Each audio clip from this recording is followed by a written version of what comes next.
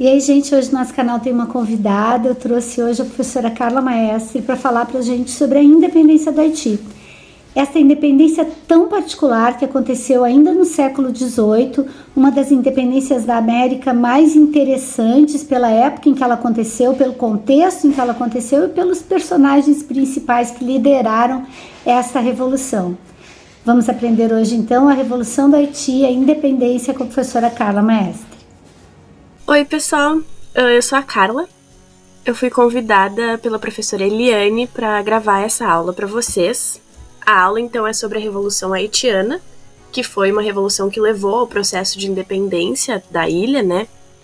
E, na minha opinião, é uma das revoluções mais importantes, se não a mais importante da humanidade, justamente por ter sido a primeira revolução popular da modernidade. Então, é a primeira e a última vez, também, a gente vai entender depois por quê, que pessoas que eram escravizadas e que tinham sido escravizadas conseguiram conquistar a sua liberdade através da sua própria luta, não através de concessões dadas pelo governo. Então a gente vai, ao longo dessa aula, entender como que foi feito esse processo e como que essas pessoas conseguiram conquistar a sua liberdade, por quais meios que elas fizeram isso. Bom, então para a gente entender como que esse processo foi feito, a gente precisa saber do contexto histórico. Porque lembrando, nada acontece no meio do nada, né? Nada acontece porque alguém acordou um dia e resolveu que ia fazer isso. Não, existem sempre contextos históricos e acontecimentos que vão levando a esse momento, né? Então é sempre muito importante, sempre que a gente for estudar qualquer coisa de história, a gente pensar o que estava acontecendo no momento, o que estava acontecendo no mundo, o que estava acontecendo naquela sociedade, porque daí a gente tem uma contextualização muito melhor e a gente entende muito melhor quais foram os fatores que levaram a isso. Então, a gente voltando para a gente saber sobre a história dessa ilha, né?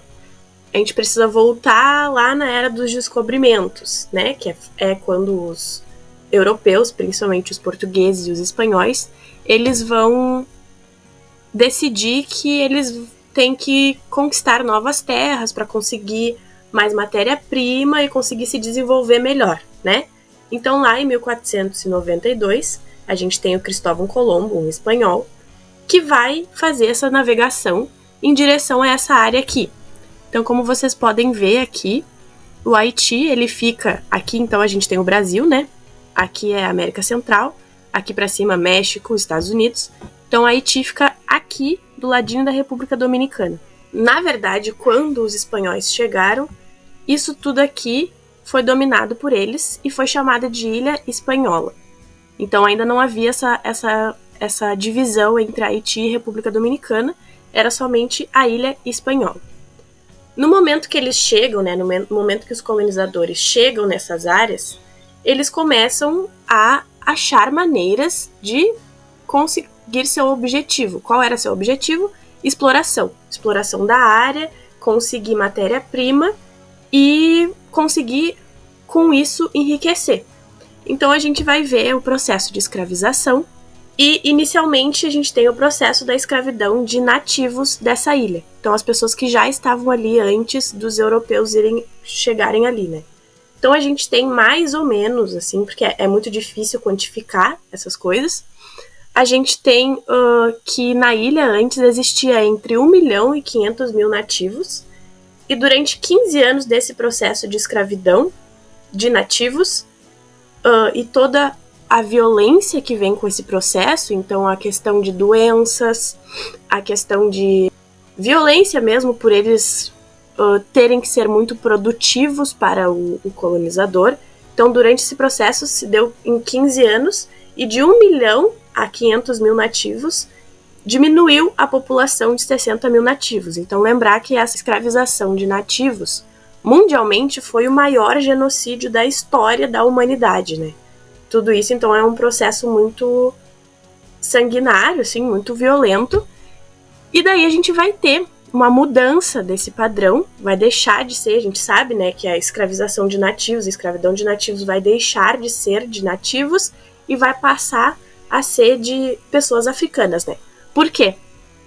Porque a igreja, em um momento, vai fazer ali a bula papal e vai falar que, na verdade, nativos, eles tinham alma. Eles tinham alma, então, ou seja, eles podem ser salvos pela religião. Por isso, não podem ser mais escravizados. Então, a igreja cria essa lei de que agora nativos não podem passar por esse processo de escravização, justamente por eles serem almas que poderiam ser salvas e poderiam ser acrescentadas, né? Poderiam ter novos fiéis para a igreja. É aí que a gente começa o processo de escravização de africanos, que já existia antes, mas não com tanta força. Mas a gente vê os europeus agora, que foram proibidos de escravizar indígenas, eles se veem sem saber o que fazer, porque eles ainda precisam que essas colônias, continuem sendo produtivas. Então eles precisam arranjar um jeito, e o jeito que eles vão achar é mudar a mão de obra. Então vai ser a mão de obra de pessoas escravizadas que vêm da África. Pensando, né, nesse contexto, a gente também precisa pensar, então, mais especificamente, como era essa sociedade colonial, como era essa sociedade que depois dos europeus terem chegado, como que foi organizada. Então, lembra, aqui a gente tinha a ilha inteira, né, que era da Espanha, que foi descoberta pelos espanhóis. Só que a gente vai ver muitos corsários franceses, piratas franceses também, eles vão acabar ficando nessa parte da ilha por ela ser um ponto muito estratégico. Então, é a ilha que eles vão chamar de Ilha Tortuga. Acho que é Tortuga. Eu não sei se vocês já ouviram falar sobre a Ilha Tortuga, talvez no filme Piratas do Caribe. Então, eles ficam lá.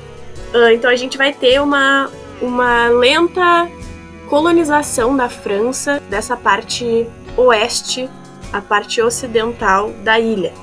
E vai ser renomeada, né? Antes era a Ilha Espanhola e agora vai virar a colônia de São Domingos. Então tá, foi definido que o lado ocidental é da França e o lado oriental é da Espanha. Então, o lado ocidental seria a colônia de São Domingos e que mais tarde vai virar o Haiti, e o lado oriental seria o que mais tarde vai virar a República Dominicana. Então, a organização social dessa ilha se dava como lá em cima, né, lá na pirâmide social, a gente tinha os Grands Blancs, que seriam os brancos donos de terras, donos de propriedades, os Petits Blancs, pessoas de cor livres, então pessoas africanas, né, a maior parte de origem africana e que não são mais escravizadas, e lá embaixo escravizados, né, a maior parte da população. Como que se organizava economicamente essas colônias? Então a gente se lembra no período colonial que era baseada num sistema de exploração que a gente chama de plantation. O que era plantation? É exatamente isso aqui que está nessa imagem. Então era grandes latifúndios, então grandes terras, monocultura, então essas grandes terras muitas vezes produziam uma coisa só, e era voltado para exportação para a metrópole. Isso tudo com base na mão de obra escravizada. Então, todo esse sistema ele era mantido pela mão de obra escravizada. Se não fosse pela mão de obra escravizada, não teria como eles produzirem da maneira que eles produziram, não teriam como eles explorarem da maneira que eles exploraram. Então, ter isso em mente. A colônia de São Domingos, né, que a gente viu, que ficou ali a parte ocidental da ilha, ela era a colônia mais lucrativa do mundo na época. Do mundo inteiro, assim. Então vocês podem imaginar aquela ilhazinha que já é pequena, agora ela dividida no meio, ela era a mais lucrativa do mundo. Então ela era chamada de Pérola das Antilhas, justamente por ser essa coisa muito impressionante, assim, como uma ilha tão pequena consegue produzir tanto. Então a gente vê que a sociedade, a proporção de franceses para escravizados era que existia mais ou menos 40 mil franceses para 450 mil escravizados. Então a gente vê que a população lá era muito maior de escravizados do que de franceses. Então ali ela compunha 2/3 do comércio exterior francês. Então ela era algo muito vital para a base econômica da França. Então, falar sobre a escravidão moderna, né? Porque é um processo diferenciado de qualquer outro tipo de escravização que a gente teve ao longo da história. Então, também lá na Grécia Antiga, que a gente teve, até a escravização que existiu, a escravidão que existiu na África mesmo, tudo isso é diferente dessa escravização moderna. Porque ela era uma escravidão que ela era virada para o mercado, né? Acabou sendo baseada em raça, mas inicialmente não foi por causa da raça que eles começaram a ser escravizados, as pessoas da África começaram a ser escravizadas. Na verdade, acabou sendo porque começaram a se criar justificativas para a escravização. Porque você tem que pensar também como que as pessoas iriam aceitar essa quantidade absurda de pessoas que estavam sendo escravizadas. Como que elas iriam aceitar isso? Então a gente vê muitas, nessa época, justificativas por parte da igreja, por exemplo. Da história da maldição de Cã, que é uma história na Bíblia, que fala sobre Noé e seus filhos. Uma vez o filho dele viu ele pelado, o que serviu para ele jogar uma praga nele. E essa praga diria que o seu filho de Cã, ele seria amaldiçoado e seria obrigado a ser servo pro resto da vida. E daí, mais tarde, o filho de Cã vai ser o que, na Bíblia, vai dar origem aos povos africanos e outros povos também. Então, é como se estivesse justificando que, realmente, as pessoas africanas, elas podem ser escravizadas porque elas foram amaldiçoadas por Noé. Ou seja, a gente vê esses mecanismos de legitimação dessa escravidão. Então a gente também tem na ciência, mais tarde, né? Mas a gente tem na ciência conceitos como frenologia, que fazia o estudo do crânio e falava que o crânio de uma pessoa negra é mais próximo do crânio de um macaco. Ou seja, eles são menos desenvolvidos, ou seja, os brancos que têm que trazer a modernidade, os brancos que têm que trazer a civilização para essas pessoas que estão mais próximas do macaco do que do humano. Então a gente começa a ver esse monte de mecanismos para legitimar, para que continue esse processo. Então, nesse processo de escravidão moderna, a gente vê então 12 milhões de pessoas que foram escravizadas nesse processo. Aqui a gente tem um mapinha que quanto mais grosso a seta, maior a quantidade de pessoas. Então a gente vê aqui pro Brasil, por exemplo, a quantidade de gente, mas aqui também, aqui nessa parte aqui é o Haiti.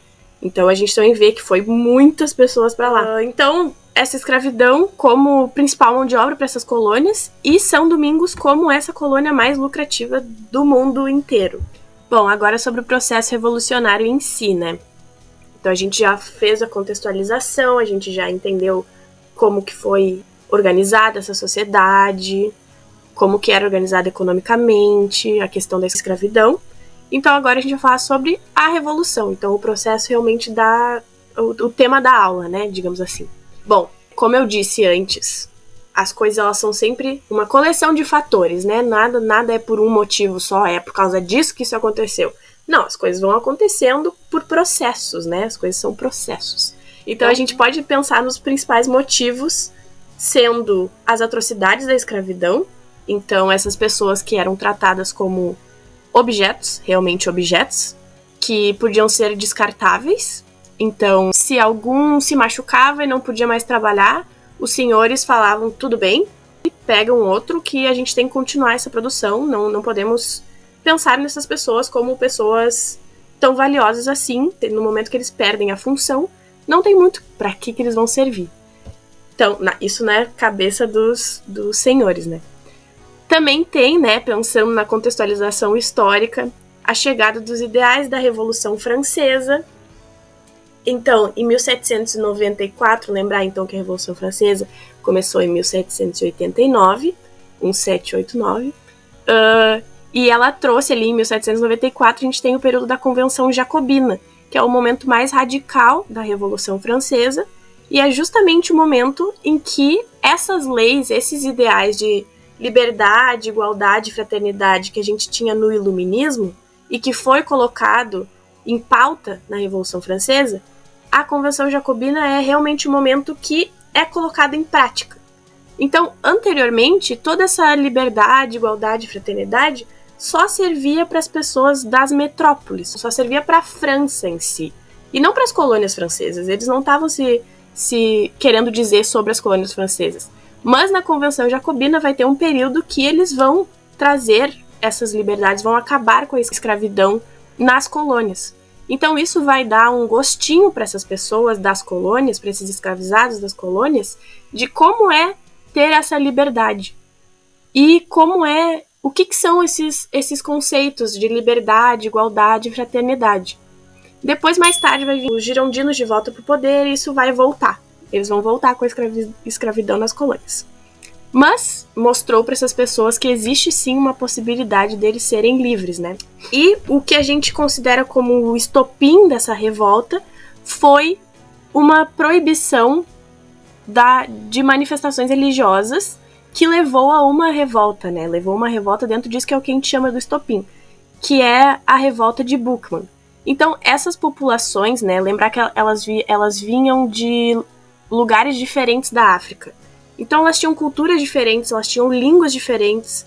Então era até uma tática dos europeus de juntar pessoas de países diferentes, de nações diferentes, de línguas diferentes, para que eles não conseguissem interagir. Logo, se eles não conseguem interagir, eles não conseguem conversar, eles não conseguem criar laços, eles não conseguem se fortalecer. Só que um ponto que fazia com que eles fossem unidos, né, que eles conseguissem se unir, era a religião. Principalmente ali na ilha de São Domingos, era o voodoo. Então a gente tinha essas reuniões, praticamente toda noite, onde essas pessoas se reuniam, cantavam, dançavam, e cantavam muitas vezes músicas bem instigantes, assim, que falava, tipo, vamos queimar os senhores, vamos não sei o quê. Então era uma mobilização, era realmente uma forma de mobilização que eles tinham para ir contra todas essas atrocidades, né, e toda essa violência que eles passavam no dia a dia, o dia inteiro. Então a gente tem esse estopim como uma revolta que começou com Boukman e essa mulher aqui também, que é a Cécile Fatiman, que eles organizaram, né, uma revolta para tentar tomar a ilha. Só que acabou não exterminar os brancos, né? Só que acabou não funcionando porque foi reprimida, né? Fortemente reprimida. A revolta, então, ela foi liderada inicialmente por esse cara aqui, o Toussaint Louverture, que ele era um homem de cor livre, ou seja, ele era... a família dele, na verdade, tinha sido escravizada, ele nasceu livre. Então, e também o senhor, né, o dono dele, ele permitia muito com que ele tivesse contato com literatura, os pensadores. Então ele era uma pessoa que lia muito e tinha muito contato com esses ideais iluministas, principalmente. Então, dizem, né, que quando começou essa revolução, todo mundo sabia que ia ser o Toussaint, que ia ser o líder, que só podia ser ele, porque ele já tinha, todo mundo tinha um respeito muito grande por ele, pelo conhecimento dele, pelas coisas que ele fazia. Então ele foi um dos principais líderes revolucionários no momento. Então a revolução começa em 1791, no norte da ilha. A gente vai ter depois uma diferenciação assim, entre o norte e sul, depois também na questão do governo, um vai virar república, outro monarquia, mas isso é uma outra questão. Então a gente vai ver aquilo que eu falei no slide passado, as questões do direito do homem e do cidadão inaugurados pela Revolução Francesa e a reivindicação dessas pessoas que estavam vivendo sob comando da França pelos seus direitos, por esses direitos que eles falam que tem, todo homem tem direito de ser livre, taranã. Então essas pessoas vão falar, tá bom, então nós vamos reivindicar os nossos direitos. Inicialmente, essa revolta, essa revolução, ela não tinha intuito de ser separatista, né? Ela não tinha intuito de conseguir a independência, mas sim abolir a escravidão na ilha. Então a gente tem o início da revolução, que a gente vai ter um conflito na ilha, ali na parte norte inteira, de escravizados e mestiços contra os senhores franceses. Então a gente vai ter... eles vão botar fogo nos latifúndios, eles vão matar as pessoas brancas, vai ser um massacre muito grande, mas ao mesmo tempo eles sabiam quem eram os brancos que faziam as atrocidades com os seus escravizados, e eles sabiam os que eram legais com eles, os que entendiam, né? Então ele não foi uma violência assim, sem pé nem cabeça. Foi uma coisa que eles até, tipo, deixaram alguns sobreviverem porque eles sabiam que não eram pessoas que faziam coisas muito horríveis e tal. Mas foi muito violento, muitas pessoas morreram e os escravizados e os mestiços conseguem vitória. Em 1792, então, a gente tem o período jacobino e a Assembleia Nacional ela vai conceder os direitos aos homens livres e de cor.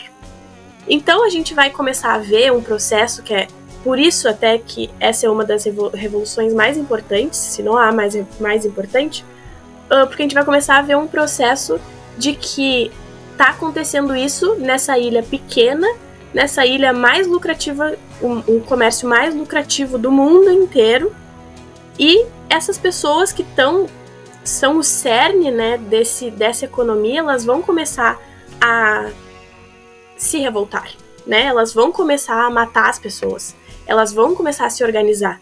Isso vai dar muito medo nas outras nações que também têm como base a escravidão. Então a gente vai ter a Inglaterra e a Espanha, elas vão mandar tropas para a colônia de São Domingos, né? Vão mandar tropas para lá para combater. Só que novamente os escravizados e os mestiços vão sair vitoriosos. Então em 1793 eles conseguem abolir a escravidão na colônia de São Domingos, o que era o principal objetivo, né, deles inicialmente, e conseguiram através da Revolução, né? Bom, com a abolição conquistada, eles fazem a primeira Constituição haitiana, que fala que nunca mais poderia ter escravidão, né, nas terras do Haiti, no caso da colônia de São Domingos, né, ainda não era Haiti. O Toussaint, ele vira governador de São Domingos. Ele faz um governo um tanto quanto moderado, assim, não é muito radical, que não deixa as pessoas muito contentes. E ele ainda mantém contato, né, com a França. Ele ainda mantém contato com a metrópole. E isso vai ser um dos motivos também que, no final, vão decidir que eles têm que realmente se separar da França. Então, a gente vai ter lá na França, então, a Revolução Francesa acabando. A gente vai ter o período napoleônico. E Napoleão e Toussaint, eles trocavam cartas e falou uma vez... Napoleão convidou ele para ir lá para a França para lutar nas tropas dele, que ele ia dar um cargo bom para ele, e chamou ele para ir para lá. Só que no momento que o Toussaint foi lá, ele foi capturado. Na verdade, o Napoleão estava enganando ele, e ele foi capturado e acabou morrendo na prisão. Então, o Napoleão, não contente em fazer isso, ele ainda manda tropas para lá, para tentar reprimir o movimento de independência, né, que eles queriam buscar. Só que acaba que não dá muito certo, as tropas elas morrem de febre amarela e não dá muito certo. Então eles conseguem a independência. Agora que a gente já não tem mais o Toussaint, a gente tem uma outra figura muito importante, que é o Jean-Jacques Dessalines. Ele vai liderar tropas de ex-escravizados e pessoas livres de cor rumo a essa independência. Então vai se criar uma nova nação, uma nação negra, né? Eles vão chamar de nação negra, onde todo cidadão que mora ali, todo cidadão haitiano, ele passa a ser considerado negro, independente se ele for negro mesmo, mas ele vai ser considerado negro. A escravidão, então, é abolida para sempre, e o Haiti vira esse porto seguro para pessoas oprimidas por esses sistemas. Então, por exemplo, a gente tinha casos de pessoas escravizadas de outros países que tentavam fugir para o Haiti para conseguir sua liberdade, né? Porque, por exemplo, em 1804 já não tinha mais escravidão, antes disso, né? Mas no Brasil a gente vai ter o fim da escravidão em 1888, então é muito tempo de diferença, né? Então, também, Haiti, primeira nação a abolir a escravidão, né? Então, a gente vai ter muitas dessas pessoas, até indígenas, que vão fugir para lá para conseguir liberdade. Pessoas brancas também vão ir para lá para conseguir liberdade, pessoas brancas pobres. Então, eles realmente se transformaram num porto seguro para esses povos.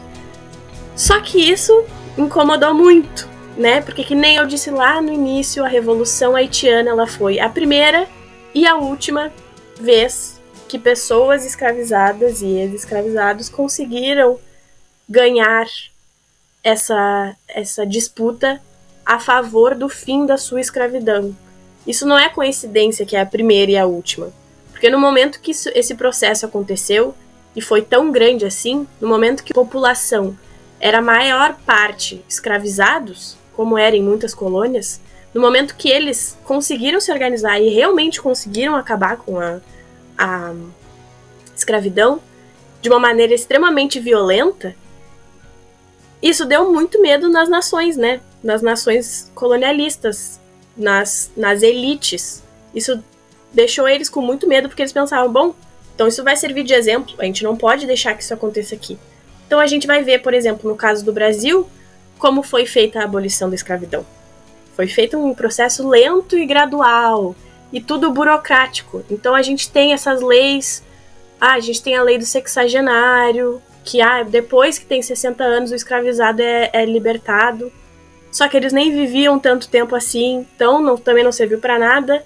A lei do ventre livre também, que uma pessoa, uma mulher escravizada que tivesse um filho, depois da lei do ventre livre, o filho ia ser livre, mas como é que a mulher que vive em condições de escravização vai criar um filho livre? Se ele não vai ter liberdade, né? Então a gente vê todos esses processos assim lentos que vão dando migalhas para que essa população não consiga se organizar, para que essa população pense, mas agora pelo menos pessoas com mais de 60 anos, não sei o quê.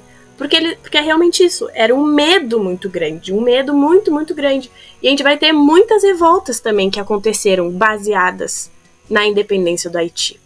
Então no Brasil a gente vai ter no mundo inteiro, na verdade, porque foi muito importante. O Haiti, então, hoje em dia, né, a gente sabe como ele é um país muito pobre, também não é coincidência, então como eu disse lá, as coisas elas são processos, a gente está agora no presente por causa das coisas que aconteceram no passado, então por isso que é muito importante a gente estudar a história, porque daí a gente consegue notar, né, da onde que vem essas questões, da onde que vem esses processos, por que nós estamos aqui agora, por que nós somos organizados desse jeito.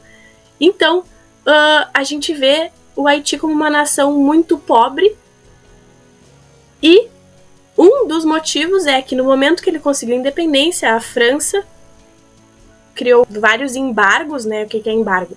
Tu não pode comercializar com esse país, não pode comercializar, e criou ali um país isolado, e não só isso, como também deu uma dívida de muito dinheiro, agora não vou me lembrar quanto, eu tenho anotado aqui, eu acho, que só foi paga, só conseguiu terminar de ser paga há poucas décadas atrás.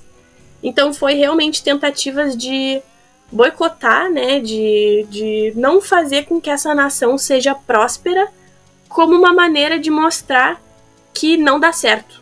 Se acontece desse jeito, não dá certo. Quando na verdade poderia ter dado certo, né? Quando na verdade, se eles não tivessem tido todos esses embargos, todos esses empecilhos para se desenvolver, poderia ter se mantido uma nação exemplo dessa guerra, dessa luta contra a opressão, né? Então é por isso, espero que também tenha dado para entender ao longo dessa aula, que eu considero a Revolução Haitiana uma das revoluções, se não a revolução mais importante da humanidade, assim. Porque ela explica muito também sobre o nosso presente, né? Que todas as vezes que alguma nação fez as coisas de uma maneira mais revoltosa, digamos assim, elas acabaram lidando com as consequências, né? E é o que a gente vê como tá o Haiti hoje, por exemplo. Então é isso. Aqui tem as referências. se alguém tiver interesse de ler mais. Mas é isso. Muito obrigada pela atenção. Espero que tenham entendido tudo. Se ficarem com dúvidas, perguntem aqui nos comentários. Ou não perguntem para a professora ou perguntem para mim. E é isso. Muito obrigada. Então é isso. Essa foi a aula da professora Carla Maestre sobre a Revolução Haitiana, a independência do Haiti. Essa aula tão rica em detalhes que só enriqueceu o canal Toda História e os estudos de vocês. Até a próxima aula. Tchau!